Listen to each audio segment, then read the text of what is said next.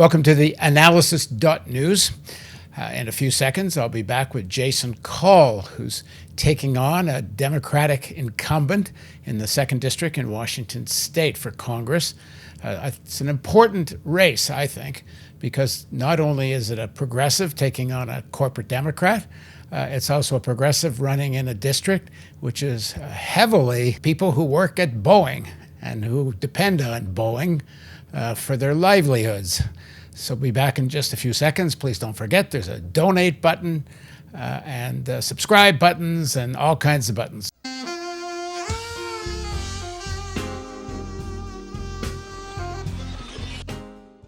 So as I said, I think this race, the primary, Jason Call taking on Rick Larsen in the 2nd District of Washington State, is of national significance. The reason is, I think, anytime someone makes a serious challenge to an incumbent corporate Democrat, it's important and one of the important fronts of struggle going on in the United States. But I think this is a particular interest because the big employer, perhaps half of 145,000 global workers for Boeing, so close to 70,000, work in Washington State, and many of them work and live in the 2nd District. So how Jason talks to workers in the aerospace industry about climate change and decreasing the Pentagon budget, I think is of a lot of importance for progressives running right across the country. So Jason Call is a lifelong progressive activist. He's a former public school math teacher of 18 years from Marysville, Washington. He's running for the U.S. House in Washington's 2nd Congressional District, challenging 11-term corporate-backed Democrat incumbent Rick Larsen in the August 2nd top 2 primary, meaning you could have and probably will have, I think people are expecting, 2 Democrats that actually run against each other in the election in November, because that's the way this primary works, and increasingly that is the way, at least on the West Coast, the primaries are working. Call is running a campaign championing Medicare for All, a Green New Deal, expanding the Supreme Court, and reining in the troubling influence of corporations in our politics. He's earned the endorsement of most of the local Democratic Party organizations in the district. Of course, not the National Democratic Party, but the local Democratic Party, including sole endorsements from 2 of the 5 counties, District's 5 counties. And the incumbent, Rick Larsen, sits on the following committees: the House Armed Services Committee, the Foreign Affairs, and Transportation and Infrastructure Committees. He's received many corporate campaign contributions, including from Boeing. Now joining us from District 2 in Washington State is Jason Call. Thanks for joining me, Jason. Very much appreciated, Paul. Happy to be here. So you're out knocking on doors, and you have a team that's doing it too. And given the number of people that work for Boeing, some of the doors you're knocking on are people who directly work for Boeing. But as the largest employer in Washington State, and I assume that means in your district, a lot of other people indirectly depend on Boeing for their employment. So what are you hearing from people who work or depend on the aerospace industry when you're saying climate crisis is real, we have to decarbonize, and we have to cut the military budget? So what are you hearing from Boeing workers, and how you doing with them? Yeah, so I have friends who work at Boeing. They're progressive people. They understand what we're facing with the climate crisis. They certainly understand that we are dumping $1 trillion plus into the military industrial complex, while things like housing and healthcare and education take a back seat. I mean, those are people's real needs also. And they also understand that I'm a union supporter. I mean, Boeing has a strong union, and I think they understand, many of them understand, not all of them, of course. I mean, there's diversity of opinion on this, but they understand that we're going to have to make some transitions if we're going to survive the future. And certainly it's going to impact the fossil fuel industry. I mean, I've heard from people who work at refineries, you're going to take away my job. I'm willing to have those conversations because all of the plans for the Green New Deal and the transitions that we need to make are based in ensuring, and because I support a federal jobs guarantee at a living wage, are ensuring that people are able to transition into other industries that are going to be more conducive for a livable future. I mean, this is one of the hard conversations we have to have at this point in time. Are we going to continue with global militarization? Are we going to continue pumping out fossil fuels into our atmosphere when all of the climate science says we have to get off of that right now? Are we going to avoid the investments that we need in local mass transit, in high-speed rail that are going to impact the aviation industry? I mean, this is one of the reasons Rick Larson doesn't support the Green New Deal, is because he's heavily funded by aviation. Certainly, Boeing being a massive employer in our district, he wants to make sure that he keeps that in, and he's chair of the aviation subcommittee of transportation also, as well as being, as you mentioned, the fourth ranking Democrat on the House Armed Services Committee. I mean, he's heavily invested in ensuring the continuance of America's global military hegemony, as well as the supremacy of aviation as a form of air travel. But we have to have these hard conversations right now about not what's happening, not about people's existence right now, although that's a huge conversation. Like, how are we going to help people who are, I mean, the housing market in my district alone is exploding. People are being priced out of their homes. People, we've got these companies like Invitation Homes moving in and buying up homes in residential neighborhoods. So the housing market is hitting us hard here. It's great for some homeowners and it's great for landlords. It's not great for the working class, and that includes people at Boeing. So we have to have these tough conversations, not just about what's happening right now, but about where we're going to be 20, 30 years from now. And I think people are showing a willingness to have those conversations. So when you have, you assess who's in your district, what percentage of voters do you think either work at Boeing or who's living indirectly depends on Boeing? I mean, even if you have a restaurant, you need Boeing workers to come and buy Sure. your food. Well, I mean, I would say anywhere from 50 to 70,000 people. I mean, Boeing has a large workforce in Washington State. It's not all in my district, although Boeing's largest assembly plant for commercial aircraft is in my district. And my district's Boeing relationship is more around the commercial aircraft industry rather than it is the military aircraft industry. But of course, Larson has deep ties to the military industrial complex. So the workers in my district may not be as impacted as much because they're not the military wing of what Boeing does. Um, When you're talking about climate crisis, you are also need to include, obviously, that commercial yep, aviation has to be yep, transformed. It's one of the major sources of carbon emissions. So, and Boeing's health as a company depends on the military absolutely it industrial does. complex, even if your area is commercial. So, what are you hearing from the Boeing workers? I mean, not your progressive Right. friends who work at Boeing, unless you think the majority of people are like them, but I kind of doubt it given who they've been voting for.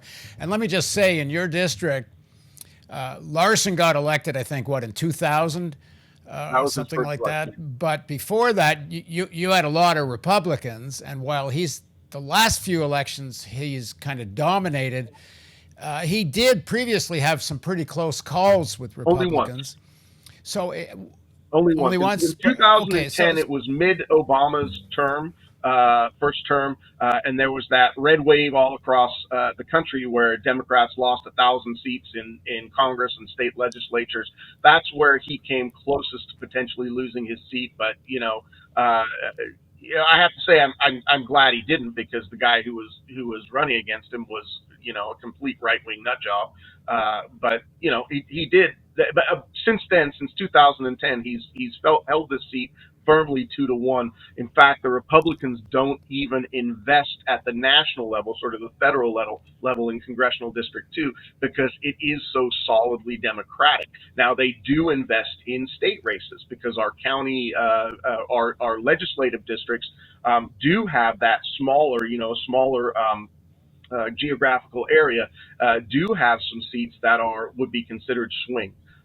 So they invest locally at the state level. They just simply don't invest at the national level because they know they can't win it. Okay, so what are you saying when you run into people who say, look, my job depends on Boeing one way or the other? I hear that it's mostly commercial aviation, but it doesn't No, change the issue that much given the climate. So, what are you hearing from them and what are you saying well, to them? people want to know that they're going to have job security, and so I talk to them about job security. That is, the federal jobs guarantee, which is part of the Green New Deal, is ensuring that people have jobs and a just transition. We don't want to take anybody out of an industry, or we don't want to phase out an industry and not have places for that workforce to go. And so when we're talking about engineering, design, manufacture, these are all jobs that can transition into a new green, climate-friendly transportation industry and energy infrastructure industry. And those are the conversations that we need to have. Now, I'm not gonna sit here and say that we're not met with some skepticism, because when people are pulling in a good paycheck and they have a good union job and they have good health care through Boeing, they are resistant to that kind of change. But the conversation needs to be had nonetheless. Once we are past the primary, which is less than 2 weeks away right now, and I would say with 99.99% certainty, it's going to be me and Rick down the stretch to November. We're going to have to be having these conversations a lot. So we're willing to have it. I mean, what we're talking about here is understanding what the future is. And in this district in particular, we are an extremely coastal district. We have more coastline in this district than most other districts in the country, and so we're going to be substantially impacted by rising tides. And I think people are. It's tough because the reality is there's a lot of climate denial out there, and so we have to hit people with the facts, and we have to talk to them about the security of their jobs moving forward. Not the same job, but that we can transition them to a new job that they are suited for, including the training that they may need in order to get up to speed with whatever industry they're transitioning into. But we can't deny the fact that we have to make changes. Now, I heard you say a federal job guarantee at a living wage. Now, Boeing workers are making a hell of a lot more than quote unquote a living wage. I would think they need a guarantee of the same wage. I know Bob Poland, who works at the Perry Institute, he's done a study of what it would take to pay fossil fuel workers the same pay. And it actually wasn't that much. I think it was $2 billion over for 3 years of paying every fossil fuel worker in the country the same wage they're already making. I don't know if there's been the similar study for the aerospace industry. It would probably be more money. But I mean, isn't the argument that why should any aerospace or fossil fuel worker suffer more consequences given the whole society's been benefiting from this? Yeah, that they are absolutely having those legitimate concerns. I mean, for their own personal welfare, they are having those legitimate concerns. But we have to appeal to what is the future going to look like for their kids and grandkids if we don't make these changes. So yeah, no, I mean, you're right. I talk about a living wage as sort of a standard for everybody. Everybody deserves a job at a living wage, but certainly we want to guarantee that these workers are making the same wage that they had been making. And I think we can do that, like you said, with the fossil fuel industry. The federal government has, you know virtually unlimited resources if it puts them in the right place and makes sure that the resource where it's spending its resources come back to the community to grow the economy in a sustainable way, as opposed to I the military industrial complex is good for the individual workers who are being paid, but it's kind of a dead end industry in terms of return to the greater economy. Every bullet and every bomb, it doesn't causes war, causes destruction, or is a part of war and part of destruction. But it's not like education. It's not like healthcare. It's not like something that is foundational for the health of a society. And I think those are the things that we need to look at, the bigger picture of what is a healthy society moving forward, because we have some real challenges and I would appeal to the union mindset, because Boeing workers are very union minded. They have a strong union.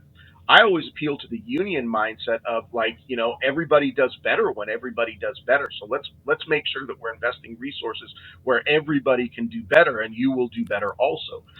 It's a tough conversation to have, but again, we've got to have that Now, when you say conversation. there's a lot of climate denial out there, uh, how much? I mean, given recent heat waves, forest fires, flooding, the evidence is clearly piling up here.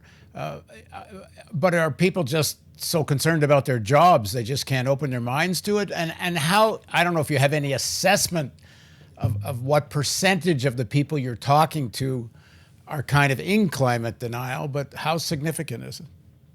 Well, here's the thing. I mean, typically we have about 35% of this district that you would consider right wing or Republican. A lot of them are just heads in the sand. They don't understand the science, or they don't want to understand the science. I mean, I was literally arguing with somebody yesterday about we're having a very mild summer. We are not now out in eastern Washington. I was there a few days ago. We're hitting 100 degrees in eastern Washington, but eastern Washington is always very hot.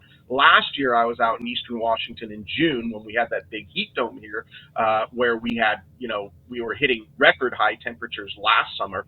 And out in eastern Washington, we were hitting 118, 120 degrees, which is, even for there, it's unheard of. But here, right now, we are having, I mean, I'm looking out my window, it's overcast, and it has been. Usually in mid July, we are in the 90s. And right now we're mid 70s, and it's, balmy. And so people are not understanding the difference between climate and weather. So, there's been a lot of talk about this heat wave in the UK and Spain and Portugal right now that has killed a lot of people already, melting runways, as you probably heard. And people are saying, well, we had a heat wave in 1976 and it got this hot. But when you look at the global map of temperature in 1976 versus the global map of temperature in 2022, they are absolutely different. So you're seeing the reds and the yellows of the heat in 2022, where you're only seeing hot spots in 1976. So yeah, in a couple of areas it got very, very hot, but most of the globe was not in this substantially increased temperature range. So when you say these things to people, I'm not talking the 35% you're calling on the right. I'm talking the 70 whatever percent who are voting for Larson. And Larson's not a climate science denier. I think you could call him a climate science ignorer, but not a denier. Delayer. We call him a climate science Delayer, delayer. okay. So delaying is as good as denial at this point. And so, So yeah, I mean, yeah, they are. So some people absolutely recognize it. I mean, that's one of the things that has actually brought me to prominence in this race. Is that people know Rick Larson takes a ton of money from the fossil fuel industry. I mean, he's taken checks from ExxonMobil and BP, and locally we've got Puget Sound Energy. So he is, and he talks about the work he has done for climate. I mean, take the Build Back Better bill that had somewhere around $400 million carved out for climate action. So he presents himself as, we, the Democrats, have done more for climate than has ever been done in the past. And I talk to people about the fact that that 400 million in the Build Back Better, which isn't going to pass anyway, is they're calling this transformational. Well, it's not transformational. It's 7% of the military budget, and the military is the largest non-state polluter in the world. If it was a country by itself, it would be the 25th most polluting country in the world in terms of emissions. So when you have those conversations with people, I think a lot of people in this district, because it is a solidly blue district, you've got that 65 to 70% of people who do vote with the Democratic Party. And then the other segment is the people who have typically not voted in the past, young people, people who are in college, people who are voting for the first time. They get it. So I don't have to convince those people. They understand what their future is going to be like if we don't tackle this climate crisis right now. So there is a segment of the Democratic population that's like, but we've got to have jobs. That's actually a fight we're having locally at the state level. We have got some state races where we've got a Democrat challenging a Democrat who is very good on climate, but the Democrat who is challenging him is more concerned with jobs and good union jobs and dialing back the climate provisions that this, who I would consider my preferred candidate in this race, is trying to push for our state. So he's not. The good thing about this is this challenger who is and he's being funded, by the way. There are people running ads for him that are fossil fuel backed PACs. So that's where this challenge is coming. But he's gonna lose because the guy who is good on climate is very well liked, and people really appreciate that he is fighting hard at the state level for those climate provisions. So I think that this is a really good district to have that climate conversation. And I think people who understand the climate science are going to win out. Okay, so if you want to reduce the Pentagon budget, it's very connected to the issue of climate because one, reducing the Pentagon budget frees up funds for transitioning the economy, but it also very much connects to the whole issue of foreign policy. So how do you differ from Larson on foreign policy? Well, I consider myself mostly a non-interventionist, sort of a global. I'm more interested in global cooperation. I'm a big supporter of at least the intent of the United Nations. I think the United Nations gets hamstrung a lot by big, powerful actors. But I think, when we talk about should we be intervening with our military here or there, my initial sort of my gut response is always no. Let's really assess the situation, and if we need to have any kind of military response anywhere in the world, it needs to be a matter of global cooperation, not coerced by business interests. I don't think anybody can deny why we went into Iraq in 2003. There were massive oil interests right there. I don't know if you saw this, but the U.S. Southern Command four-star General Laura Richardson just recently held a conference where she was talking about all of the resources that are in Venezuela. And right away, I start thinking to myself, okay, so now we understand why we are interested in having a change of leadership in Venezuela and are willing to, kind of support coups that are not popular. We have this history, as you know, I don't need to tell you this, we have this history of looking at places around the world that have resources that we can exploit, often for not just business in general, but often for the military industrial complex. So Laura Richardson, four-star general, is talking about the massive amounts of lithium that they have there, the massive amounts of fresh water that are available in Venezuela. And then she starts talking about the Venezuelan expatriates that are living in the United States, and we're talking to them. And I'm thinking to myself, all right, so now they're going to make some excuses to want to go back and, sort of restore quote unquote functional democracy in Venezuela.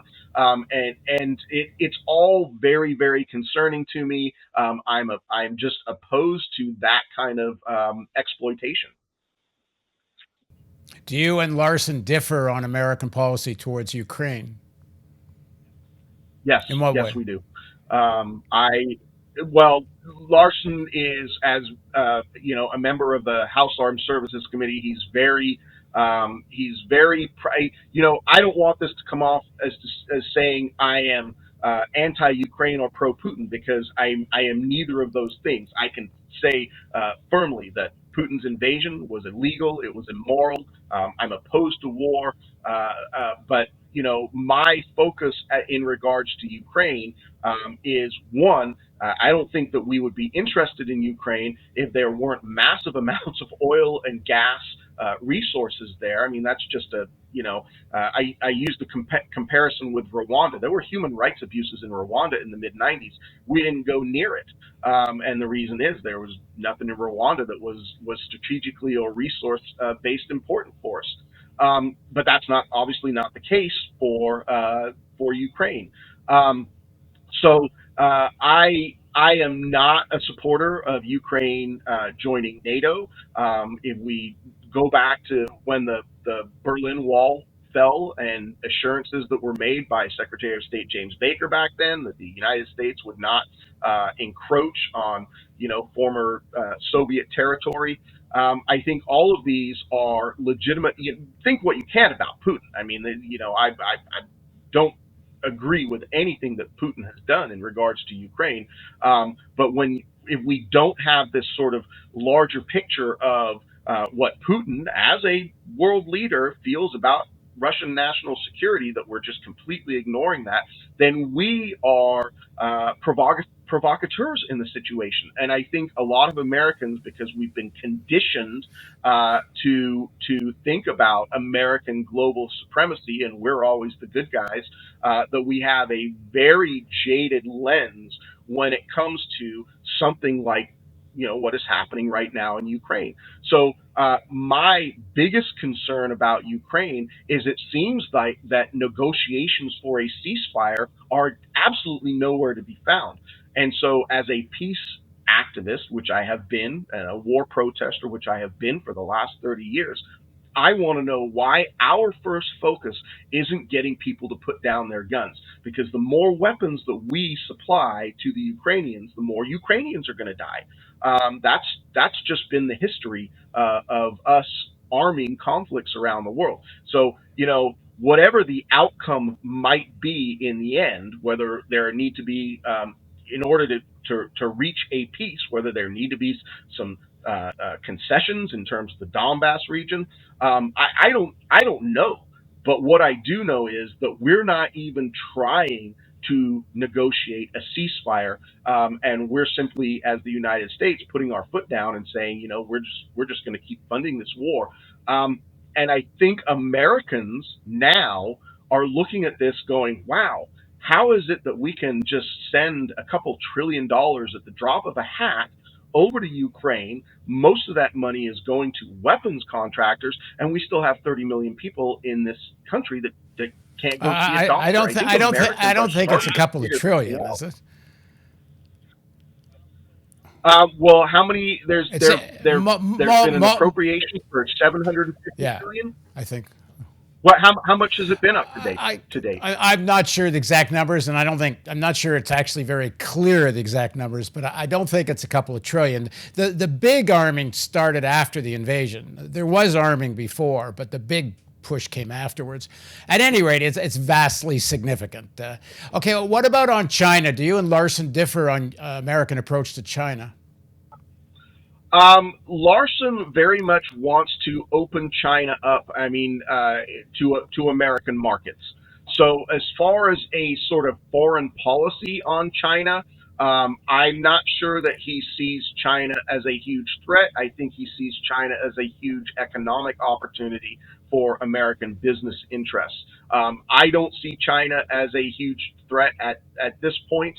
I think China, while remaining probably the largest emissions producer in the world, has actually made some significant strides in reducing its emissions. I mean, that's sort of an oxymoron right there, that they are still opening up coal-fired plants while Right. also transitioning towards renewable and sustainable energy. I mean, that's just a problem of having 1.5 billion people that you have to provide energy for. I would think So Boeing is a little schizophrenic on this issue because they want the Chinese market as much as they can. On the other hand, almost war over Taiwan is good for the military arms side of Boeing. So I would guess they probably push both things. But if Larson's more into more economic contact with China, that's probably a good thing given how many warmongers there are. he's gonna support what in the end the military industrial complex wants. That is in the end what he wants. But he has talked about economic development in China, like opening China up to American markets, and my I would say always my concern in that as a labor person is whatever markets might be opened up around the world. If we have these free trade agreements, then the workers in these opening markets are open to exploitation, and I think we need to be very cautious about that. But that's just a standard for me with the global workforce, that these free trade deals that we have had, have driven wages and working conditions around the world into exploitative circumstances. Let's go back to climate. Where do you give me two or three very specific examples where you differ on climate policy with Larson? Well, I mean, he doesn't support the Green New Deal. I mean, he's just flat out said he doesn't support the Green New Deal as a Okay, well, resolution. be specific for people who don't know all about the Green New Deal. Give me some examples of what's in it and what he doesn't support. So the Green New Deal resolution is simply a set of bills that it's not necessarily firm legislative policy at this point. It does include things like the Green New Schools Act, the Green New Infrastructure Act, where we're converting schools to, we're retrofitting all of the schools in the country with solar panels and energy efficiency and all of that kind of thing. And same thing with transportation, where we're making, we want to make massive investments in conversion to, electric buses and more investments in rail. And so he has simply said that he does not, quote unquote, support the Green New Deal. The big sticking point for him is the impacts on the aviation industry, where the Green New Deal even says, yeah, we're gonna have to scale back air travel and find other more fuel efficient forms of transportation. Obviously, that impacts the aviation industry. The aviation industry funds his campaign substantially, and then of course, Boeing. But he is protective of that industry as the chair of aviation, and so he is resistant to those climate policies. One of the critiques of the Green New Deal is some of the provisions or proposals kind of go beyond climate issues. What you mentioned earlier about the federal jobs guarantee at a living wage, some people think that is too much, meaning there are sections of the elites, of the capitalists, that do get there has to be a somewhat, not somewhat, there needs to be a transformative transition to a sustainable economy, but they don't want an economy with a jobs guarantee. That kind of cuts to the core of the rights of capital to keep wages down. But maybe Exactly. but maybe that shouldn't be the issue if there's such a climate urgency. Maybe the Green New Deal, shouldn't take that in and fight that as a separate fight. The big reason that the federal jobs guarantee is in there is that because of the urgency and because of the need to change so many systems at a large scale, our energy systems, our transportation systems at a large scale, that the federal jobs guarantee basically says, look, there's so much work to be done here that we can put people to work and we can eliminate unemployment while we are moving forward with the climate transitions that we need to make. I mean, that's really what it's there for. Now, that's a dagger in the heart of capitalism to say we're going to Absolutely, I'm eliminate fine with that. unemployment. Well, I'm fine with that too, but I'm not okay with the climate crisis wiping out organized human society before we get enough popular support for putting a dagger in the Right. heart of capitalism. So, maybe we'll get to this kind of point where you can have that kind of more systemic fight. But right now, we're not getting anywhere, and I'm wondering if maybe some of that kind of demand so alienates all sections of capital that, as I say, I'm not saying it shouldn't be fought, but maybe it needs to be a separate fight. Because if Well, right now, because the problem for most of the capitalist elites that pay attention, I would say most don't even pay attention. They just, make and spend money every day. But for the ones that do pay attention, they do look ahead, and they see that what if socialism is the only way to deal with the climate crisis? Because if it is, and full employment means a form of socialism, really. If it is, well, I'd rather have the climate crisis because I'm so rich I'll be okay anyway. You know what? There is enough sort of, I call it sociopathy in the elites. The wealthy people. I mean, I think there is something about vast amounts of wealth that even if you maybe weren't a sociopath at the beginning of that journey, that you end up being a sociopath once you've acquired that kind of wealth. That you forget about the struggles of the working class and the fact that like I said, we've got 30 million people without health care. We've got a housing crisis where we have 500,000 people homeless. I mean, yeah, socialism could solve all of these problems. And I am not, I want to make sure people understand, I am not for despotic, tyrannical socialism. I am simply for implementing public policy that solves our social problems or that moves towards.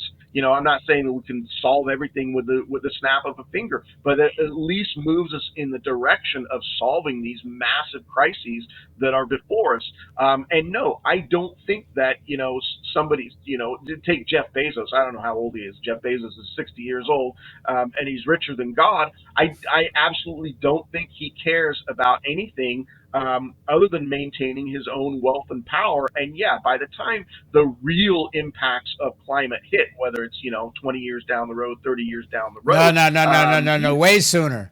No, no, no. That we're gonna. well, I think no. Now, I think no. I think it's going to be way sooner. I think the Well, climate the schedule. scientists say it's I'm going to be talking way about. sooner. Okay. Okay. So I think the conventional sort of cautious wisdom in this, which I don't agree with, so I'm glad you brought that up. I do think that things are accelerating at a much more rapid pace than even climate scientists 10 years ago thought they would. I mean, the evidence is there with, you've got, I remember a while back, climate scientists said, well, look, if the Antarctic ice sheets start breaking up, boy, we're in real trouble. And what happened last summer? You saw a giant chunk of the Antarctic ice shelf break away. And there have been so many markers over the last few years, both poles melting at the same time, that the climate scientists are now screaming their heads off about this, but they are being muted by the corporate media. Yeah, I mean, I think. So I mean, this yeah, is what I when you. get that we're accelerating, but I don't think Bezos even cares about this because he knows his time on this earth is limited and he's got massive resources, and in terms of actual impacts to his life, it's not going to impact him. Of course, we know it's going to impact the poorest, the most vulnerable communities around the world, not just in this country. So yeah, I mean, there's a real sociopathy among the wealthy elites in regards to climate change, and I think the best thing to combat that is to keep talking about that. Yeah, I think one of the things that when you're out talking to aerospace, fossil fuel workers, and everybody else, it's very important to say 1.5-degree warming. Once you explain what that is not Yep. okay. It's not okay. We're only at Yeah. 1.2 or 1.3 now, and look what's going on here. 1.5, Exactly. 1.5 is a disaster, and when you hit 1.5, you're probably on your way to 2, and we are on our way to 2. So I think so too. I have these conversations. God, I was having this conversation. Like, it's hard as an individual understanding the science, like, not really to not get depressed about the prospects of changing this for the future, because we're up against these behemoths of industry that are only concerned with making their own profits and maintaining their own power. I was talking to my wife about this last night. I was just like, honey, I I have, my brain starts. I feel like my brain is caving in, trying to deal with the fact that, are we going to be able to, and this is in relation to my position of running for Congress. Like, what am I actually going to be able to do about this? And I think it's a responsibility for people who understand this. And it's one of the reasons I want to get myself in this position of power, so that I will have an elevated national platform to keep talking about this loudly. And we're not going to get the changes that we need until we change the public consciousness. And the public consciousness is not going to change through the rich elites who control mass media. It's going to change through grassroots activism. My goal is to take that grassroots activism to Congress, because we have a Congress that is, bought and paid for by corporations. And, the Republican Party almost 100%. The Democratic Party, probably like 92%, right? So we've got, I mean, that's the fight that we're up against. And you see with some of the redistricting that happened. I mean, you probably know Marie Newman lost her seat, and she was one of the strongest advocates for climate action in Congress. She was a prolific legislation writer. Well, the Democratic state legislature in Illinois, I mean, it's 2/3 in the House and the Senate in Illinois. It's 2/3 controlled by Democrats. Well, what they did is they redistricted her to go against Chuy Garcia. They put her and Chuy Garcia in the same seat. Two good progressives. And Marie said, well, I'm not going to challenge Chuy Garcia because he's a great progressive also. And she went back to her old district, where, part of her old district, and challenged a new Democrat, which Rick Larsen is one of that new Democrat. So just quickly, for people that don't know, New Democrats sort of are the Bill Clinton Democrats that decided that the Democratic Party should even be more corporate than it already was. Yeah. The New Democrats, if you go back to the history of the New Democrats, they were actually funded by the Koch brothers, because, candidates to form this coalition were funded by the Koch brothers, and Rick Larsen has taken Koch brother money. The Koch brothers don't have to donate anymore because they've got Citizens United. But prior to Citizens United, the Koch brothers used to fund candidates, and they funded the New Democrats because they wanted an explicitly free trade caucus within the Democratic Party. And so that's what the New Democrats are.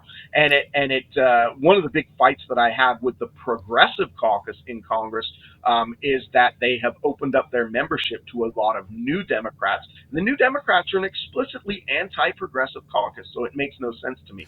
Well, okay. Well, hang on, because you kind of went right. You went right to where I was going, which is some people on the left are saying that it's time to give up on the Democratic Party. Look, any hope that the progressives and some people have been critical of the Squad, AOC, and others, that they just haven't been able to have the kind of impact. And to a large extent, I think they're shut out of the media, so it's kind of hard to have as much impact as when AOC was kind of on fire. The media doesn't even want to give her that much space anymore. But some of the critique is that there's been so much accommodation necessary with corporate Democrats that the progressive, and when I mean progressive, I don't mean the Progressive Caucus. I mean people we would all call actual progressives. I call them actually progressive, right? Okay, Yeah. Actually progressive. That they're not getting very far right now, and that maybe it can't be done through the Democratic Party. Now, I'm not making that argument because I don't actually see what the alternative is. But what do you say to people who argue that? Because you must have people around you that say that. Yeah, I have a lot of people who agree with me on all of my policies, and they simply dig their heels in and say I can't vote for a Democrat. And I was like, well, I'm not the standard Democrat. I mean, I'm going into this thing as an activist. The Democratic Party is a vehicle to get myself elected. Since I don't take any corporate money, I'm not beholden to the same interests. I mean, I'm literally going into this as I want to say, an honest and transparent and clean candidate about, who I am and what I'm going to fight for. The reality of the electorate in my district is that most of the voting population, that 60 65 to 70%, they do consider them Democrats. And when you look at the voting patterns, when you have Green candidates running, they get less than 1% in the primaries. Even here in what is a very progressive district, they do absolutely terribly, because the Green. I have to say that the Green Party has not built a particularly good national infrastructure for running for office, and that's just one of the things that we're up against. So I would appeal to anybody who considers themselves an independent, progressive, or left-leaning progressive, especially in my district. You've got to work within the system that you have, and I understand and agree with all of the criticisms from the left about the Democratic Party, and yet we have this system that we have to work with. So I'm certainly a candidate that wants to make sure. I'm a supporter of a multi-party system. And so whatever I can do in with my influence as a legislator in Congress to and it may not be much. I'm not going to even say that I'm going to be able to make that substantial impact. But again, I can, in an elected position, I can give voice to the direction that we need to go, even if I'm stymied in terms of actually passing legislation, because a lot of the work that we have to do to make those changes is changing public consciousness, where you're not changing any public consciousness by re-electing Rick Larsen. It's just more of the same and the status quo. And that's what I would like the independent progressive, rather than focus on the D, is focus on who is the candidate and what kind of good are they going to be able to do for the greater movement if they're elected. All right. Well, that's a good closing statement. How do people find you? A call for Congress. If you can't see it on my poster back there, but call for Congress, FOR, not the number four, callforcongress.com, at Call for Congress on Twitter, Instagram, Facebook, and we'd certainly appreciate any support that anybody can give us. And just as a quick note on the race, I want to say again that it is going to be me and Rick Larsen down the stretch. He has a $700,000 war chest right now that is largely funded by giant corporations.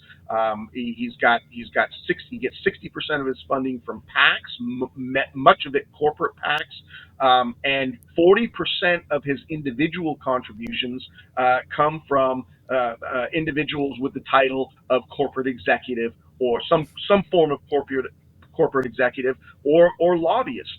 And so that's who he's working for. And me, as a 100% grassroots candidate, we've raised over $175,000 to date, an average contribution of $22. And my only constituent is, making sure that we move these humanity-centered policies forward. Okay, I'll just give you one final question, even though I said that was a good closing Okay. statement. There's a good chance that the Republicans are going to take one or both houses in the next election. And when I say Republicans, I should also say, to a large extent, white Christian nationalists. They already control the Supreme Court, and the way Biden's going, they might have the presidency in 2024. I don't know if he's going to run again or not. But the strength of this rising, far right Christian nationalist form of fascist movement, it's really gaining strength. How much danger do you think the country's in, and how does that factor into your thinking when you're running? I think that there is a real danger of losing, as you said, one or both houses, potentially the presidency. What I would want the more moderate Democratic voter to consider is why that has happened. And from the progressive perspective, it has happened because the Democratic Party has sucked up to corporations for the last 40 years instead of getting good policy done for the people of this country. And I think that if we can work towards and unite around good progressive social policy and economic policy, that we can change direction and push back on those Christian fascists. I don't think that they are a majority of people. They are very clever in terms of their leadership, and they are very well organized. And I think that is something that the left has not been able to manage. I think that we have the numbers. We simply don't have the organization and the unity. Now, moderate Democrats, they talk about unity as a vote blue no matter who. I'm talking about a unity around progressive policy that is going to help the majority of people in this country. And once we have a government that is helping the majority of people in this country instead of, dumping on them constantly, which is what a lot of people on both sides of the aisle are dealing with in terms of the rank and file. I think that's where we start making some inroads to stifling these Christian theocrats. But we're not going to do that if we don't have something in terms of policy to offer people. Oh. They're just simply going to turn away from politics. All right. Thanks very much, Jason. Absolutely. Appreciate it, Paul, very much. And thank you for joining us on theAnalysis.news. Please don't forget the donate button. We can't do this without your support. And subscribe, and most importantly, get on the email list.